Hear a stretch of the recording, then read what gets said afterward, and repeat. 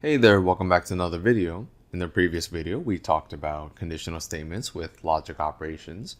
In this video, we're going to talk about comparison operators. So we have 6 different comparison operators. We have less than equal to, greater than or equal to, equal, and not equal. And the reason we have 2 equal signs for equality is because the 1 equal sign is for assignment. So this is saying assign 10 to x, whereas x equal 10 would mean x is equal to 10. So this returns a Boolean value. So this would be true or false. So if I print it out,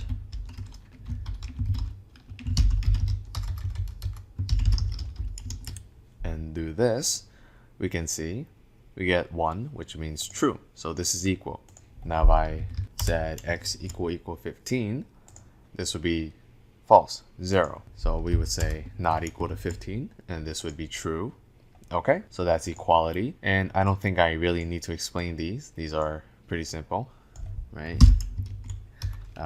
X is less than 15. So, oops, not this, this, one of them. So x is less than 15, and this is true. And greater than 15, that's false. Okay, so those are the 6 operators. Let's use them in our if conditional statements. So let's say you had a final exam in you have your final grade, and that is let's say 90. You're a very smart kid. Let's say 95, even smarter. Okay, so if grade is greater than or equal to 90, we'll say cout you get an A. Otherwise, else if grade. So if you want to state a range, so let's say between 80 and 90, you would do 80 grade and grade less than 90.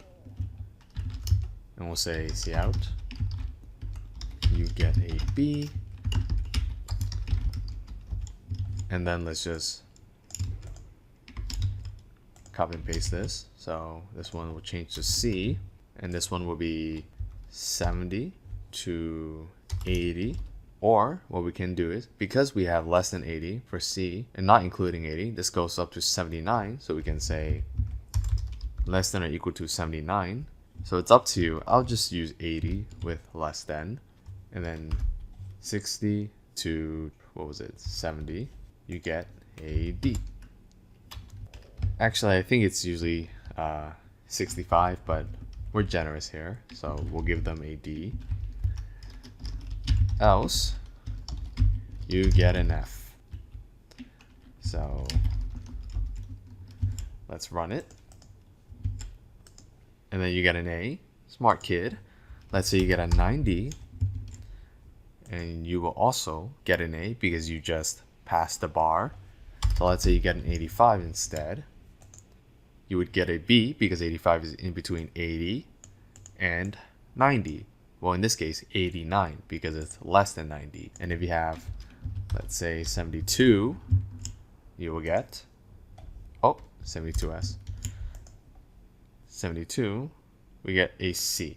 So C is between 70 and 79, right? Because this is less than 80, so it's not including 80.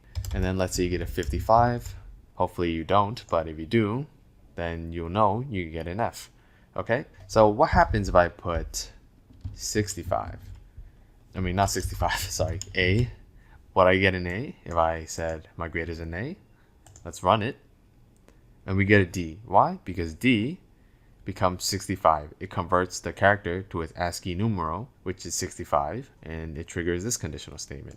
And like in my previous video, you can omit these curly braces if you only have one line. In this case, we only have one line inside our block statements. If we add another print statement like so, like so, then we wouldn't be able to condense this into a single line. But since we only have one line each, we can go ahead and do that. And then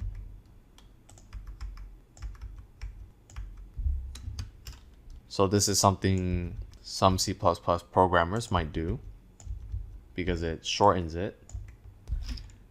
And then there you go, it's more readable. If grade is greater than or equal to 90, print, you get an A. Else, this statement, or you get an F. Okay, so let's run that. Try again. Okay, you get a D. All right, so that's conditional statements with comparison operators. And what happens if so let me comment this out. What happens if I said cout?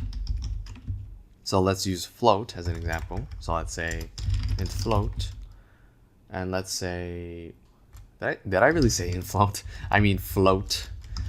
Let's say float x equals 0.05.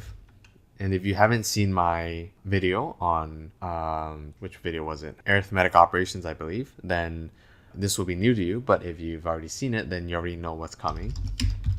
So if I have 1.20 minus 1.15, if I cout x equal y, what will we get? Let's see. Actually, I'll make this a double. All right, so let's find out what happens. And we get 0, false. But isn't 0.05 equal to 1.20 minus 1.15? Let's print this and see what happens. So we know we're not seeing things here. So let's run it.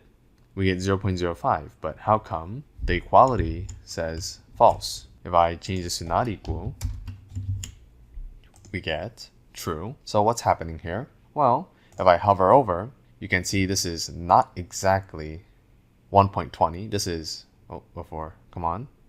This is 1.19999 and so on. And over here, this is 1.1499999. So this is an approximation because the way numbers are stored, it's stored as bits. So there isn't an exact representation for 1.20 and 1.15. And likewise, here it's 0.05, and all the way at the end, you see 278. And if I do 1.20 minus 1.15, you see that all the way at the end of this value, we have 4441. So you're going to get false if you do 1.20 minus 1.15 is equal to 0.05, and it's because of the bits of how these numbers are stored. Okay, so that's comparison operator, and I'll see you in the next video. Bye bye.